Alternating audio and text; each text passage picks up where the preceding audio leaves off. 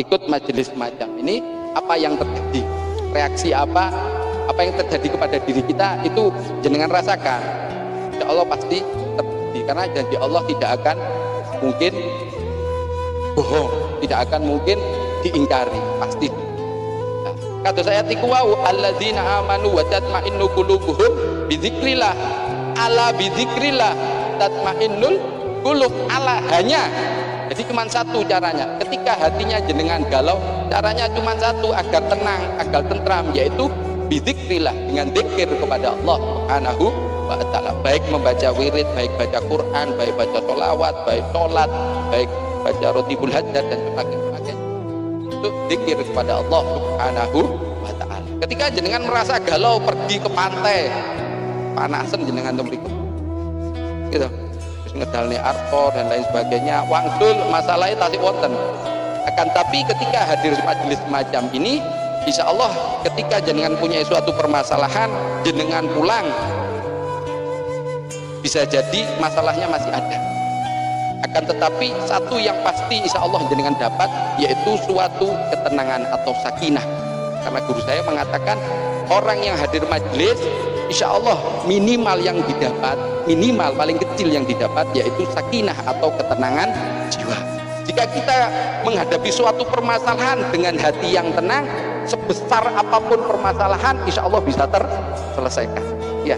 Dan juga bisa juga atas izin Allah Subhanahu wa ta'ala, pulang dari majelis masalahnya sudah selesai. Bagaimana? Wallahu alam, urusannya Allah Subhanahu wa ta'ala. Allah yang menjadikan jalan keluar atau solusi. Tadi seperti saya katakan, wa may yattaqillaha yaj'al lahu makhraja wa yarzuqhu min haitsu la yahtasib. Apabila orangnya takwa kepada Allah, Allah akan jadikan solusi, Allah akan berikan jalan keluar, dan Allah akan berikan rizki dari arah yang tidak disangka-sangka. Di dalam majelis ini semuanya insya Allah nilainya ibadah kepada Allah Subhanahu wa ta'ala. Hatta kopi, meskipun kopi, loh, kopi kok ibadah pripun? Kalau tangleti sing dereng ngunjuk kopi, sing boten remen ngunjuk kopi sinten? Nah, tapi jangan mboten ngunjuk. Oh sampun. Nggih. Niki ibadah niki. Lah kok saged? Nggih. Kula natos dicriosi kali guru kula. Beliau bercerita, yaitu Sayyid Ahmad Al-Budaimi. Sayyid Ahmad Al-Budaimi ini pernah yakodotan ini berjumpa secara sadar dengan Kanjeng Nabi Muhammad sallallahu alaihi wasallam. Jumpa secara sadar ini. Nah, kemudian Sayyid Ahmad Al-Budaimi meminta satu hadis yang tidak pakai sanad, langsung dari Kanjeng Nabi Muhammad sallallahu alaihi wasallam kepada beliau Sayyid Ahmad Al-Budaimi. Dan beliau mengatakan, ya Rasulullah, berikan saya hadis yang belum pernah engkau berikan kepada orang lain, termasuk golongan para sahabat yang belum pernah.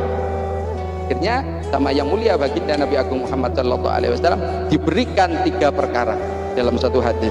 Yang pertama adalah barang siapa yang di dalam mulutnya ada aroma kopi, maka malaikat memintakan ampun kepada Allah Subhanahu wa ta'ala.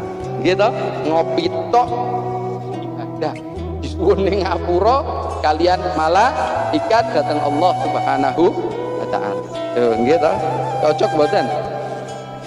Tapi nggih kedah wonten niate. Niate napa?